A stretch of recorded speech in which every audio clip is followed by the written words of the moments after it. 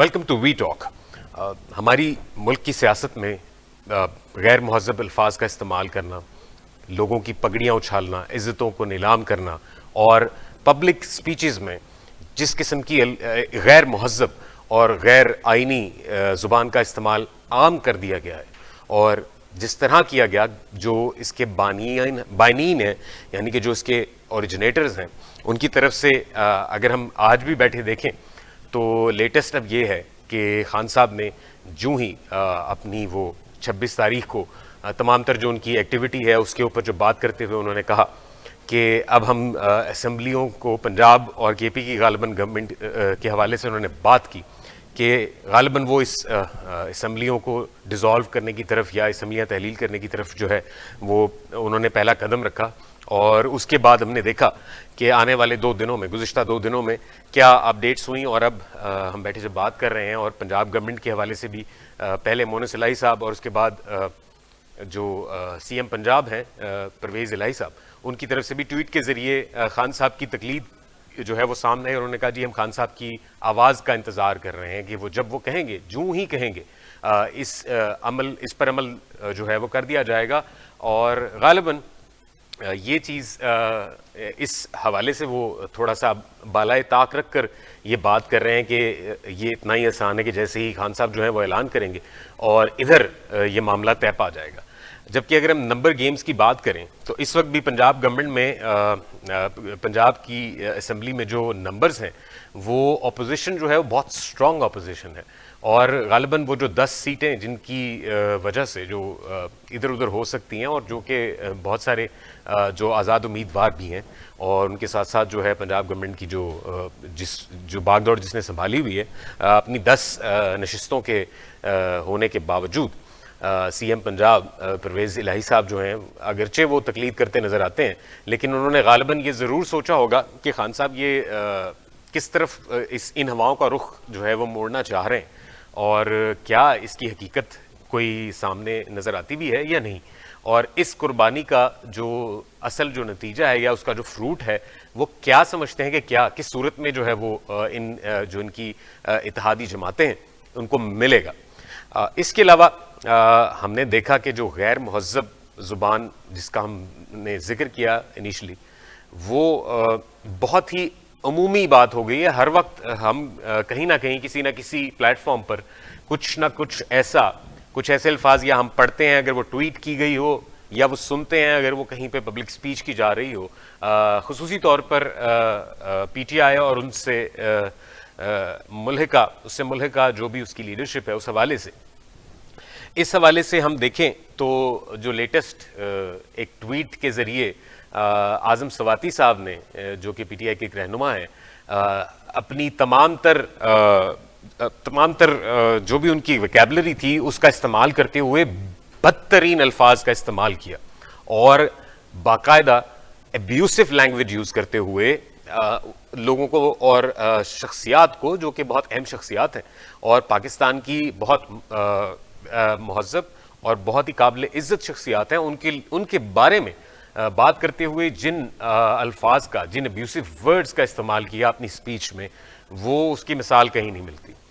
फिर उसके बाद जाहिर है जो इदारे हैं, जो मुतल्लिका हुकाम हैं, वो हरकत में आया और उनको दोबारा गिरफ्तार कर लिया गया।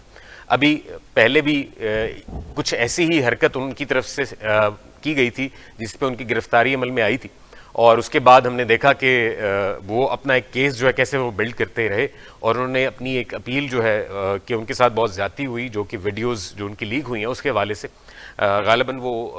खासे परेशान नज़र आए अपेरेंटली, लेकिन उसके बाद फिर हमने देखा कि दोबारा उन्होंने जो अल्फाज इस्तेमाल किए हैं, जो ज़ुबान इस्तेमाल की है, वो वाकई किसी तौर भी एक्सेप्ट नहीं की जा सकती। वो चाहे आप पब्लिक स्पीच कर रहे हो, चाहे आप वो किसी आम शख्स को मुखातिब कर रहे हो या इवन बहुत बेतकल्लुफ़ी का भी मामला हो, तो ऐसे अल्फाज इस्तेमाल करते हुए कई बार सोचा जाता है और क्योंकि हम तो इस बात को किसी तौर भी एब्जॉर्ब नहीं कर पा रहे कि क्या कोई पार्लिमानी लीडर या जो कि एक सियासी तौर पे बहुत बड़ी पार्टी का एक तर्जुमान भी हो और एक बहुत अहम पार्टी का ओहदा रखता हो, उसकी तरफ से जब कोई ज़ुबान का अलकाब का इस्तेमाल हो या वो बाकायदा अब्यूसिव लैंग्वेज, वो वर्ड्स गालियों की सूरत में अगर सामने आए तो बहुत ही शर्मिंदगी का बायस हो सकते हैं। ना सिर्फ ये, इसके बाद भी जो 26 तारीख को पिंडी में जनाब शहबाज गिल साहब ने अपनी जब पब्लिक स्पीच का आगाज़ किया और जब बात की, वो इंतहाई वो ऐसे अल्फाज उन्होंने इस्तेमाल किए कि गालिबन मैं अभी इस वक्त आपके सामने वो जो उन्होंने कहा उनकी लैंग्वेज में मैं तो नहीं कम से कम ये कह सकता, लेकिन वो भी तारीख का हिस्सा हो गया, वो ऑन रिकॉर्ड आ गया है। अब इन तमाम तर हालात के पेश नज़र क्या सूरत हाल जो है वो आने वाले मुस्तकबिल करीब में बनती या बिगड़ती नज़र आ रही है आपको, इस हवाले से हम बात करेंगे। हमारे साथ मौजूद हैं हमारे ब्यूरो चीफ हैं लंदन से। सर, आप हमें सुन सकते हैं? जी जी राहिल साहब। जी, मुकीम अहमद साहब, sir welcome to this show. Thank you. हमने अभी इनिशियली जो प्रोग्राम का स्टार्ट है उस तरह है, हमारा जो इस वक्त टॉपिक है वो ये है कि अभी जो एक ऐसी सियासत का जो काफ़ी अरसा पहले से आगाज़ कर दिया गया था पीटीआई की तरफ से, जिसमें लोगों की इज्जतों को उछालना, उनकी ज़ाती ज़िंदगी पर कमेंट्स देना, बल्कि इंतहाई गैर महज़ब अल्फाज का इस्तेमाल किया जाना, और फिर फाइनली अब हमने देखा कि पब्लिक स्पीचेस में जब वो सियासी तौर पे कोई बयानबाजी कर रहे होते हैं तो भी ऐसे अल्फाज का चुनाव करते हैं जो कि बाकायदा गालियों की सूरत में हमारी जो आम अंडरस्टैंडिंग है ऑफ दिस सोसाइटी, हम उसको गालियां समझते हैं। गालिबन उनकी वोकैबुलरी जो है वो कुछ और बताती है। तो अभी जो ताज़ा एक वाकया पेश आया है, आज़म सवाती साहब ने जो एक ट्वीट किया और उसके अंदर जो अल्फाज इस्तेमाल किए, एब्यूसिव लैंग्वेज इस्तेमाल की, उसके बाद दोबारा गिरफ्तार कर लिए गए। सर, क्या आप समझते हैं कि ये जो मुल्क की एक सियासी सूरत हाल है, इसको यहाँ तक पहुँचाने में जो किरदार रहा है एक ख़ास पार्टी का और उनकी तरफ से जो ये अल्फाज इस्तेमाल किए गए हैं और किए जा रहे हैं और तवातुर से जारी है ये इस्तेमाल, ये कहाँ तक जाएगा और इसके बाद इसको रोकने वाला क्या कोई ऐसी कोई किसी किस्म की कोई रोक टोक मौजूद है आईनी तौर पर? क्या इसका क्या सद्देबाब किया जा सकता है? क्योंकि ये तो हमारी आम पब्लिक को, जनरेशन्स को, आने वाली और आइंदा जनरेशन्स जो हैं, जो नई नस्ल है, उसकी तबाही, उसकी अकल की, उसकी सोच की, उसके तदब्बुर की तबाही मुझे लगता है कि ये फैल रही है। इसको कैसे रोका जा सकता है सर? सर, ये अगर अल्लाह ताला हिदायत दे दे राहिल भाई तो फिर शायद रुक जाए, अदरवाइज जिस लेवल पे ये चला गया है, मैं माजरत के साथ कि वो बाला खाने पे भी ऐसी गुफ्तगू नहीं की जाती जैसी गुफ्तगू हमारे सियासतदान कर रहे हैं जी। महफिलों को तो छोड़ दें कि अब ये जलसों में जो अल्फाज इस्तेमाल किए जाते हैं, जिस किस्म का वो लुबे लुभाव बना के किया जाता है, इट्स सरप्राइजिंग। इतनी नेगेटिविटी और इतनी डिवीजन और इतनी मुखासमत। आप मुझे बताइए कि कभी ऐसा हुआ होगा बेनजीर भुट्टो के बाप को जनरल जिया ने फांसी लगा दी थी, ऐसी जबान तो पीपल्स पार्टी ने उसके बाद भी इस्तेमाल नहीं की, ये तो क्रेडिट देना पड़ेगा जी। ठीक है, ये जो है उसके बाद पीडीएम के रहनुमाओं ने गुजरांवाला, फैसलाबाद और लाहौर के जलसे में जो तकरीरें की, नाम ले लेके आधे सर्विस जनरलों को मुरीद इल्जाम ठहराया। हाँ जी। उस वक्त एस्टेब्लिशमेंट की आंख नहीं खुली, आर्मी ने उस पर कोई एक्शन नहीं लिया। काम बढ़ गया हद से ज्यादा। पीटीआई या इमरान खान ये बोतल में बंद एक जिन था जिसे खोल दिया गया जी। और अब वापस बोतल में जाने से इनकार कर रहा है। लेकिन सर, इसके साथ साथ एक और भी बहुत इंतहाई शर्मनाक पहलू मैं कहूँगा कि वो भी मौजूद है कि इन तमाम तर ट्वीट्स और जो पब्लिक स्पीचेस हैं, इनमें गैर महज़ब अल्फाज का इस्तेमाल किया जाना एक तरफ, उसके बाद उसकी तकलीद और जो दूसरी सियासी क़यादत है, जिनमें असद उमर साहब हों, जिनमें शरीन मज़ारी साहिबा हों, चाहे दीगर और जो लीडरशिप है पीटीआई की, उनकी तरफ से बाकायदा उसकी बैक की जाती है। जैसे कि ये पार्टी का कोई असूली मौकफ है और वो पार्टी की लाइन को ही टो कर रहे होते हैं। सर ये बहुत अलार्मिंग है, क्योंकि इसके हवाले से तो मेरा ख्याल है कि वाकई आपकी बात दुरुस्त है कि ये तो कोई अल्लाह की तरफ से कोई ऐसा मामला हो जाए कि कोई एक मिरेकल हो जाए तो ही बदला जा सकता है, अदरवाइज तो ये डेंट पड़ चुका है फॉर द लाइफ टाइम। देखिए, ये जितनी तबला नवाजी हो रही है ना हमारे यहाँ, गैर पार्लिमानी लफ्ज इस्तेमाल कर रहा हूँ जी, कि वो हिज मास्टर्स वॉइस, बस जो लीडर ने कह दिया, वो जो उसके पीछे तालियां बजाने वाले हैं ना मसखरे, वो उससे भी दो हाथ आगे चले जाते हैं। जी जी, रिगार्डलेस ऑफ एनी पार्टी, सबके यहाँ यही कल्चर हो गया है कि वो इसी किस्म के मसखरे दरबारी जी, कि वो सारा दिन उनको या लतीफे सुना रहे होते हैं या उनकी खुशामद कर रहे होते हैं या मीडिया में जो है ना लंबी लंबी छलांगे मार रहे होते हैं। अब मीडिया ने वो एक ऐसा ये प्लेटफॉर्म लोगों को दे दिया कि कोई आदमी अपने बावर्ची खाने में बैठ के भी ट्वीट कर देगा या कोई चीज अपलोड कर देगा और हमने उसको तस्दीक करना नहीं होता, हमने फौरन उसको स्प्रेड कर देना होता है। नतीजा ये है कि यानी एक पैसे की भी बात नहीं होती और वहां लाखों लाइक्स आ रहे होते हैं और फिर ये पर क्लिक पेमेंट के कल्चर ने मजीद बेड़ा गर्क कर दिया कि हर आदमी ये समझता है कि जी मैं पॉपुलर हो गया हूँ, अब ये वीलॉग ऐसे हो रहे हैं और उसके आप व्यूअरशिप देखें तो मुझे परेशानी हो जाती है कि यार ये आदमी इतने मकबूल हो गए कि वो नान के ऊपर कबाब लगाने, वो जो है माजरत कीजिए माफ कीजिएगा, तंदूर के ऊपर नान लगाने वाले और कबाब के ऊपर वो मक्खन लगाने वाले, वो सारे जनाब वन टू ऑल इस तरह बता रहे होते हैं कि जैसे वो शायद GHQ की मीटिंग या कोर कमांडर्स मीटिंग में वहां बैठे हुए थे। लेकिन सर ये बिल्कुल आपने कहा जो उसकी तरफ भी हम आएंगे, लेकिन आप जो देख रहे हैं कि जिस तरह जो बड़े बड़े नाम हैं जैसे शहबाज गिल साहब हैं, जो डॉक्टर शहबाज गिल साहब गालिबन भी हैं, अब मुझे नहीं पता कि उनकी क्या तालीमी काबिलियत है, बट उनकी जो जहनी काबिलियत है वो उनके अल्फाज से बाकायदा जो है वो झलकती नज़र आती है। जब भी वो पब्लिक स्पीच करते हैं, जब भी वो किसी मीडिया से खिताब करते हैं या मीडिया पर्सनल्स को वो कोई अपनी जो है वो पार्टी के बारे में कोई उसकी अपडेट्स दे रहे होते हैं, तो वो अपने मुखालफिन के हवाले से जो भी बात करते हैं, अब वो मामला मुझे लगता है कि इससे भी आगे बढ़ता नज़र आ रहा है, क्योंकि अपनी लेटेस्ट जो उनकी पब्लिक स्पीच है उन्होंने बाकायदा वो ऐसे अल्फाज इस्तेमाल भी किए और कुछ ऐसे हवाले दिए जो कि मौजूदा army chief general Qamar Javed Bajwa, उनके हवाले से भी वो मेरे ख्याल से वो उसी तरफ उनका इशारा था। मेरा ख्याल नहीं है, बल्कि गालिबन हकीकत यही है कि इशारा जो है वो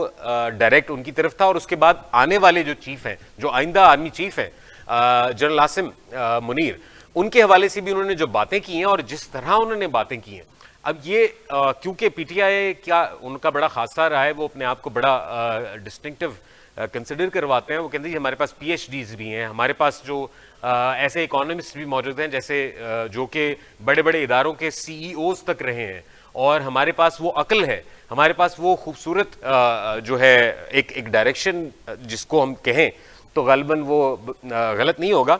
कि जो आइंदा वक्त के लिए बहुत ज़रूरी है, ताकि वो हमारा जो जहनी जो हमारी डेवलपमेंट है ह्यूमन रेफरेंस के हवाले से पाकिस्तान की, वो हो सके। लेकिन क्या ये वो डेवलपमेंट चाह रहे हैं और इसकी जो इसका मुजाहरा कर रहे हैं, क्या ऐसे वो इस पाकिस्तान की आइंदा नस्लों को जो है उनके जहनों को मफलूज करके या मखदूश करके वो पाकिस्तान को नया पाकिस्तान बनाना चाह रहे हैं? तालीम आदमी को अखलाक और तरबियत दोनों मुहैया करती है, लेकिन कुछ लोगों पर तालीम असरअंदाज नहीं होती। माजरत के साथ सर, हमारे पास एक क्लिप है, वो हम जरा चला लें, आप अपनी गुफ्तगू जारी रखिएगा, हम भी नाज़रीन हम भी ये क्लिप देखते हैं, आप भी देखिए। शहबाज गिल साहब ने जो लास्टली जो पब्लिक स्पीच की है उनमें उन्होंने क्या कहा है, मैं तो अपनी जुबान से इस्तेमाल करके वो नहीं अल्फाज यूज कर सकता, आप भी और हम भी देखते हैं, जरा चलाइएगा जी प्लीज। अब आपने सियासत से किनारा कशी कर ली है तो हजूर मैं और आजम सवाती साहब शलवार पहन लें या भी नीचे ही रखनी है, क्योंकि वो ऊपर उठा उठा के फिल्में बनाते थे, मुझे भी नहीं पता था मेरे पीछे या आगे कोई ऐसी खास चीज लगी हुई है जिसमें से कुछ निकालना है, कोई न्यूक्लियर बम में इस्तेमाल होना है, हिंदुस्तान के खिलाफ हमने इस्तेमाल करना है उसे। तो मुझे नहीं पता था किसी ऐसे स्पेयर पार्ट का जो मेरे पास था, जिसको इतनी बारीक बीनी से देख के फिल्माया गया। तो अगर अभी ख्वाहिश बाकी है तो अभी काफी सारी क़यादत बाकी है। इमरान इस्माइल साहब बैठे हुए हैं, तो अभी काफी क़यादत बाकी है। आपने शौक फरमाना है अगर आपने बताना। जी नाज़रीन, आपने देखा ये क्लिप। मुकीम साहब जी प्लीज आप जारी रखिएगा। आपने भी देखा होगा गालिबन ये क्लिप, और जब ये लाइव चल रहा होगा गालिबन आपने तब भी इसका मुशाहिदा किया होगा। अब ये जो इशारे, ये जो कनाइयाँ हैं, ये किस तरफ जा रही हैं और ये किस किस्म के अल्फाज इस्तेमाल हो रहे हैं? मैं वही अर्ज कर रहा था कि वो तालीम कुछ लोगों का बिल्कुल कुछ नहीं बिगाड़ सकती। आपने पीएचडी कहा, हमारे यहाँ पीएचडी परमानेंट हेड डैमेज के लिए भी इस्तेमाल होता है जी। और बदतमीजी करना, किसी के खानदान के ऊपर तानो तशनी करना, बेसरोपा इल्जामात लगाना, ये कहीं भी एक्सेप्टेबल नहीं होता। लेकिन यहाँ ये गैर सियासी घोड़े और भगोड़े जी। ये अगर हमारे सिस्टम के ऊपर सवार हो गए हैं, और ये लोग बड़े नबज शनास होते हैं अपनी क़यादत के। इन्हें पता होता है कि किस किस्म की लुचर जबान, लव जुमले और बेहुदा गुफ्तगू हम करेंगे तो क़यादत जो है वो हमारे माथे चूमेगी। ये सबका यही हाल है। अब आप इनकी बात कर रहे हैं, बाकियों का भी यही हाल है। वो शाबाशियां लेते हैं सारे अपनी क़यादत से शाम को कि जनाब देखें मैंने उसकी माँ बहन एक कर दी, वो देखें जी मैंने उन्होंने जनाब बस लीर कर छड़िया जी। और वहां अब वो बताते हैं फिर कि जी ये हमारा शेर है और ये हमारी शेरनी है, फलानी है तो टिमकानी है जी। अब ये हर पार्टी ने 10-10, 12-12 तर्जुमान पाले हुए हैं, जिनसे आप कोई इल्मी गुफ्तगू कर लें, नतीजा सिफर होगा। आप उनसे कोई यही पूछ लें,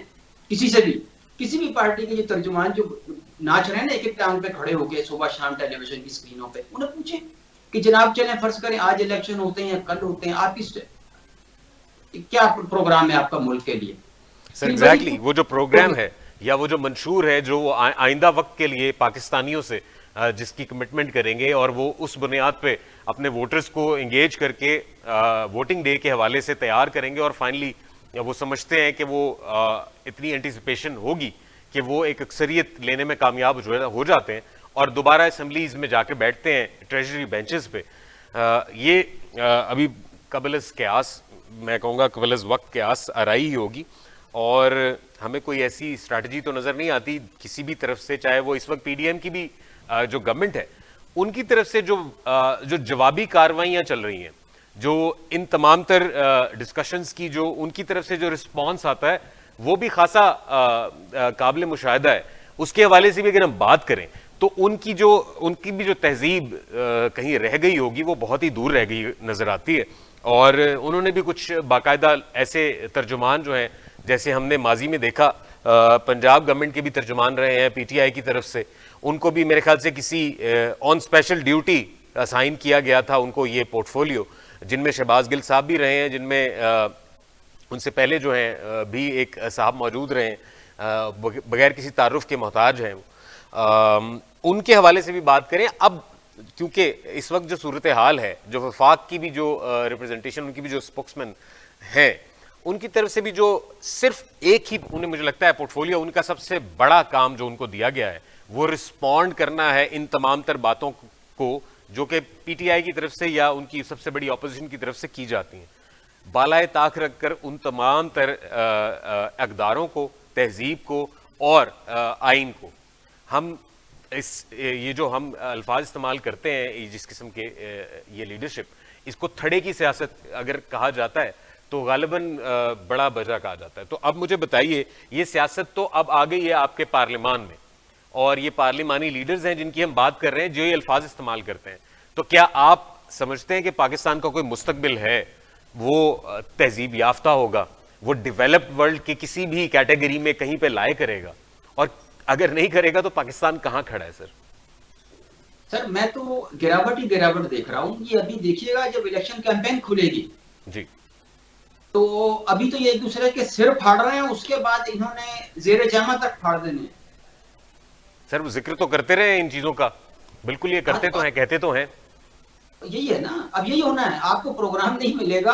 आप बस यही यही दुआ कीजिएगा कि सियासतदानों के कपड़े सलामत रहें। आप ये गुफ्तगू करके मुझे याद दिला दिया आपने कि जब से ये सियासी मुखासमत इस लेवल पर आई है, आप पता कीजिए कि हमारे यहाँ जो स्टेज ड्रामे होते थे उनका कारोबार ठप हो गया है। वो जो हमारे एक तबका है जो शादी ब्याह में लतीफे सुना के वो बेचारे की रोजी रोटी पालते थे, उनका काम भी ठप हो गया है। तो बिल्कुल, ये अब जरूरत क्या रहेगी, क्योंकि ये एंटरटेनमेंट इस किस्म की एक फहश और बिलो द लाइन किस्म की, below the average understanding of human civilisation, civilised world, मेरा ख्याल है उससे बहुत कहीं पीछे रह गई है सारी की सारी सियासी जो तमाशा चल रहा है। तो तभी वो जो आपने बताया कि ऐसी जो एंटरटेनमेंट के जो जराए थे उनका भी गालिबन जो है अभी चूल्हा जो है वो गर्म नहीं है। जो एक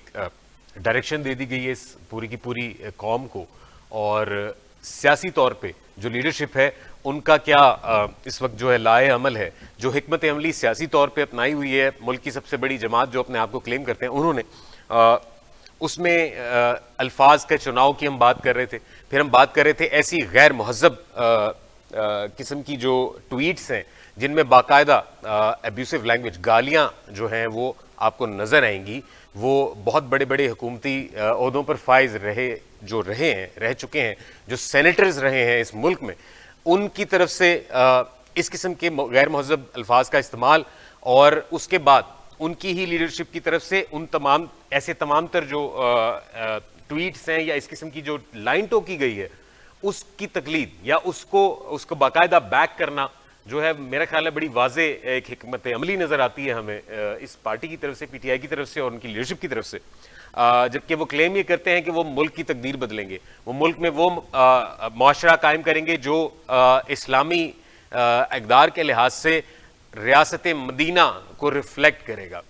अब ये बहुत सारी बातें हैं इस तरह की, लेकिन अगर हम देखें तो ये बातें पिछले कोई 10 साल से ज्यादा का अरसा गुजर चुका है, खान साहब की तरफ से हमें सुनने में आ रही हैं और देखने में भी आ रही हैं। बदला क्या है अब तक? इन 2014 से लेके अब तक तकरीबन 8 साल से कुछ जायद का अरसा गुजर चुका है। इस 8 साल के अरसे में खान साहब ने जब भी तकरीर की तो उसका लुब्बे लुबाब अगर हम आज किसी आम आदमी से भी पूछें तो वो टिप्स पे बता देगा कि खान साहब ने क्या कहा होगा अगर वो ना भी देखे तो ये तो नहीं बदला और वो बदलता नजर भी नहीं आ रहा। लेकिन वो स्ट्रैटेजी क्या है जो खान साहब को ये बताती है, खान साहब की जो उनकी तरफ उनके जहन में जो एक स्केच बन रहा है कि वो दोबारा ऐवान इक़्तिदार में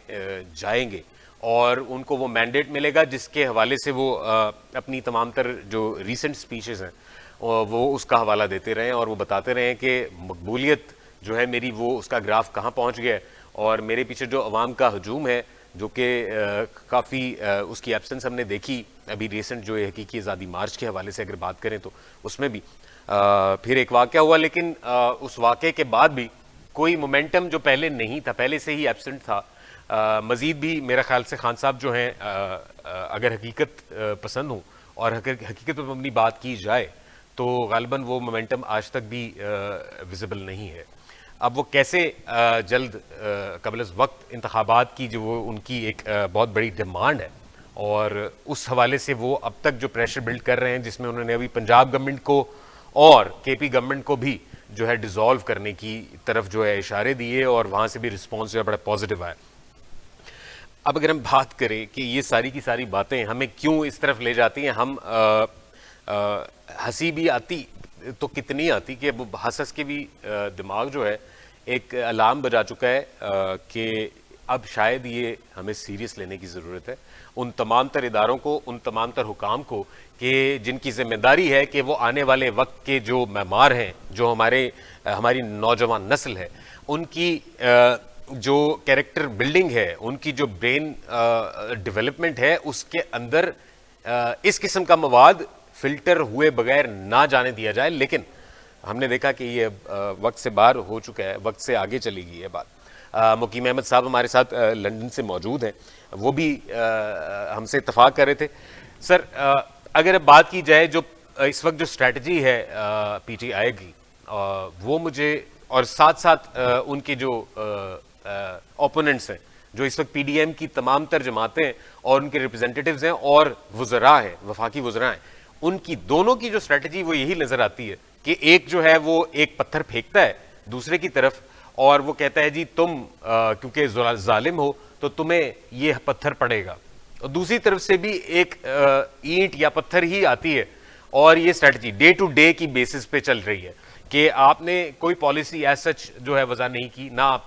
केपेबल लगते हैं इस अंडरस्टैंडिंग के, इतना आपका मेरे ख्याल से कोई अभी कोई किसी तौर भी जहनी जो आपका लेवल है,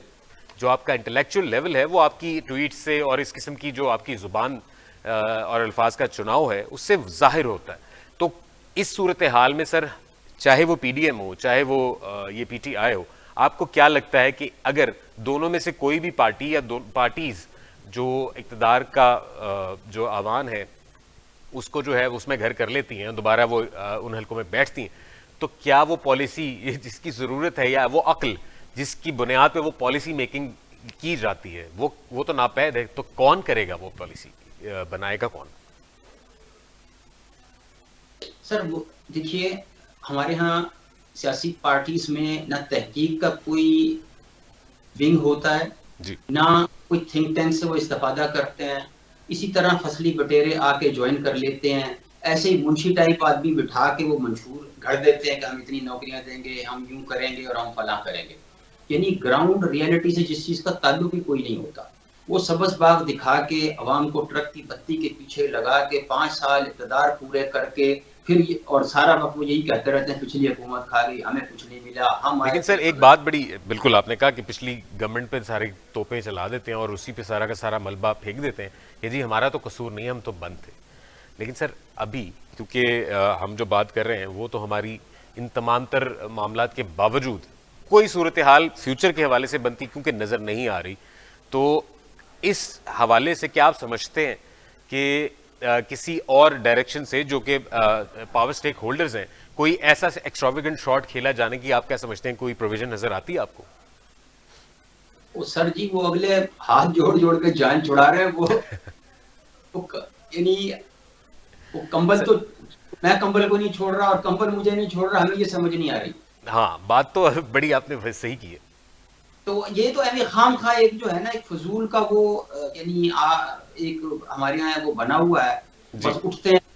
या सियासतदान कह देगा मैं आर्मी कुछ नहीं करने देती, और जिस वक्त आर्मी कुछ करने देती है तो फिर वो ऐसे ऐसे नमूने ले आते हैं सामने कि जिनको आप यूनियन काउंसिल का काउंसलर ना बना सकें, उसको उठा के इतने इतने बड़े होतों पे बिठा देते हैं। तो वो मतलब शाहदौला के चूहे ला के ना आप उनसे सूबों की वजारतें आला चलवाते हैं, तो उसने क्या करना है? तो फिर ये है कि जिस अगर तो सियासतदान में दम है, अगर उसका विजन है, तो कौन सा इदारा है जो आपके रास्ते में रुकावट बन सकता है? आपको अपनी पावर्स का पता है,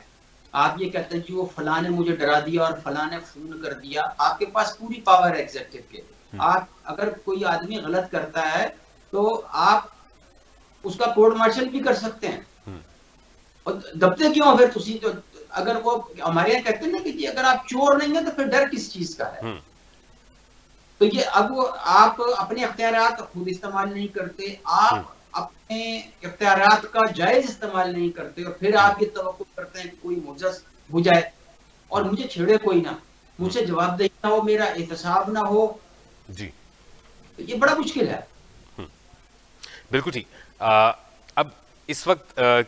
क्योंकि जाहिर है मुश्किलात जो हैं वो रोज़ बरोज़ हर लम्हा जो है वो पाकिस्तान की मईशत हो या पाकिस्तान का सियासी इस्तेहकाम हो, उस हवाले से वो बढ़ती नज़र आ रही हैं। अभी भी जब पंजाब गवर्नमेंट के हवाले से खान साहब की जो एक स्ट्रैटेजी सामने आई कि जी शायद वो प्रेशर बिल्ड करने के लिए असम्बलियाँ तहलील करने की जो है वो एक फ़ाइनल जो उनकी कॉल है वो भी उसको एग्जीक्यूट कराएंगे, और उसके बाद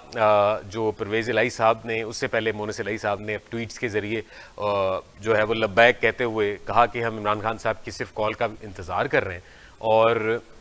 जैसे ही वो कॉल देंगे तो वो हम इस तरफ उसको एग्जीक्यूट कर देंगे। लेकिन सर अगर हकीकत पे निगाह दौड़ाई जाए तो नंबर गेम्स की बात की जाए तो इस वक्त पंजाब असम्बली में जो एक बहुत ही हंग पार्लियामेंट हम देखते हैं, एक हुकूमत देखते हैं जिसका किसी भी तरफ और किसी भी वक्त स्लिप हो जाना बहुत ही नेचुरल नज़र आता है। तो आप क्या समझते हैं कि क्या काफ लीग और उनके जो मेंबर असम्बली हैं वो किस हद तक कंप्लायंस कर पाएंगे, और क्या फ्यूचर में उनको कोई फ्रूट नज़र आएगा या नज़र आ रहा होगा जो खान साहब की तरफ से वो इस बयान को खान साहब के उस पर लब्बैक कहते हुए नज़र आ रहे हैं? आपने फरमाया कि मुनी सलाई का बयान बड़ा वायरल हो रहा है ना जी हमने, लेकिन तारीख ये गवाह है और हालिया तारीख है, वो ज्यादा पुरानी भी नहीं है। जी जी ये जब वक्त आया था परवेज इलाही के वजीर आला बनने के वक्त ही अदम एतमाद ला रही थी पीडीएम, जी तो बाहमी रजामंदी से, परवेज इलाही की रजामंदी से तहरीक अदम एतमाद लाई गई थी। अब ये तो अलम नशरा हो चुका है, हर एक को पता आजकल के जी अगर तहरीक अदम एतमाद का मोशन जमा करा दिया जाए असेंबली के ओहदेदारान के पास, सेक्रेटरी या स्पीकर के पास, तो वो आप उस दौरान वो एक्सरसाइज नहीं कर सकते, थोड़ी नहीं जा सकते। ठीक है सर, यही एक्सरसाइज केपीके में भी की गई जिस वक्त ENP के सरदार बाबक के जरिए अदम एतमाद जमा करा दी गई। जब वो टाइम गुजर गया उसको उन्होंने ले लिया, जब उनको पता पर पूरे नहीं है, और वो बाहमी रजामंदी से हो रहा है जी। और यहाँ अभी इसी किस्म की हरकत आप देखेंगे जी कि इन्हीं के आशीर्वाद से वो आ जाएगी। और फिर ये है कि 6 महीने तक वो शायद दोबारा एक्सरसाइज ना हो सके, कानून का कोई एक्सपर्ट बता सकेगा आपको। अच्छा, इसमें और सर वाली बात आपके सामने वो भी हो गई, 131-30 इन्होंने इस्तीफे दिए थे। जी। फिर वो अगर आप सीरियस थे उस वक्त चले जाते स्पीकर के सामने तो तब भी मसला एक तरफ हो जाता। कितने सारे लोग हैं जो असेंबली में गए नहीं, और कितने सारे हैं जो ये कह रहे हैं कि जी हमने तो इस्तीफा दिया ही नहीं था, वो एक साइक्लोस्टाइल पेपर था जिसपे साइन ले लिए गए थे, हमारी रजामंदी नहीं ली गई। कानून के तहत हर आदमी को जाके स्पीकर को मुतयन करना पड़ता है, स्पीकर ने उस पर प्ले कर दिया, और फिर स्पीकर ने भी वहां पे बड़ा अपनी तुरंत का पत्ता फेंका था अपनी तरफ से कि उसमें से 11 आदमी चूज कर लिए, वो बड़ा साइंटिफिकली कैलकुलेट करके उन हलकों से उन्होंने चूज किए थे कि जहां से पीटीआई के जो जीतने वाले थे वो कोई भी आदमी 2500 से ऊपर उसका डिफरेंस नहीं था वोटों का मुखालिफ के मुकाबले में। तो इन्होंने ये सोचा कि जितने मुखालिफ उम्मीदवार इस वक्त पीडीएम के 13 पार्टियों के पास हैं वो उनके वोट इकट्ठा हो जाए तो हम ये सीटें जीत जाएंगे। लेकिन वहां पे इमरान ने अजीबोगरीब पता फेंक दिया जिस किसी की वहमो गुमान में नहीं था कि वो सारे हलकों से खुद खड़े हो गए। जी बिल्कुल। और जो आपने इस्तीफों की बात की कि हुकूमत से जब वो उनको आईनी तौर पे बाकायदा आईनी जो है लिहाज से आईनी तकाजे पूरे करते हुए उनकी हुकूमत को जो है उसके against vote of no confidence के जरिए उनको जब उनकी हुकूमत को डीरेल किया गया, उनको गिराया गया या तोड़ी गई असम्बली, सॉरी उनकी हुकूमत, तो उसके बाद भी वो जो इस्तीफों की बात हुई अभी भी आज तक वो जो अरकान पार्लियामेंट है और पीटीआई के अरकान पार्लियामेंट्स अभी तक पार्लियामेंट लॉजेस जो हैं उन्होंने विकेट नहीं की। तमाम तर मराहत जो हैं वो सरकारी तौर पे जो उनको दी गई थी वो आज भी उनको इस्तेमाल करते हुए नजर आ रहे हैं और इस पे वो कोई शर्म भी महसूस करते नहीं नजर आते। तो अब जो कॉल ऑफ फेल में तजाद जिसकी हम बात करते हैं वो तो बड़ा वाज़ेह है। अब ये इसी हवाले से अगर ये पंजाब हुकूमत को भी इसी तरह जो है प्रेशर बिल्ड करने के लिए, प्रेशर गेम के लिए जो है वो गिराने की बात कर रहे हैं, तो उनकी जो उनका एक्ट है यानी कि उनका जो फेल है वो तो हमें बड़ा वाज़ेह नज़र आता है। अभी भी जब हम बात करें तो बेशक वो अपनी उन तमाम तर जो कारकर्दगी है उस हवाले से वो कहते हैं जी हमने तो मुल्क के लिए सबसे बेस्ट किया और मराहत आज तक हासिल कर रहे हैं। इस्तीफे दिए थे नहीं दिए थे उसका स्टेटस भी आज तक जो है वो इसी तरह दोनों तरफ से, चाहे वो स्पीकर साहब हों उनकी तरफ से भी जो कार्रवाई की गई वो भी उसमें भी वजाहत सामने नहीं आई, और इसी तरह उनके जो इस्तीफे हैं वो भी एक मुबहम उनकी एक स्टेटस है। तो इस सूरत हाल में सर वो कैसे एक्सपेक्ट करते हैं कि केपी या पंजाब या उसके आगे तो अभी खैर मुश्किल ही है क्योंकि बलूचिस्तान या सिंध या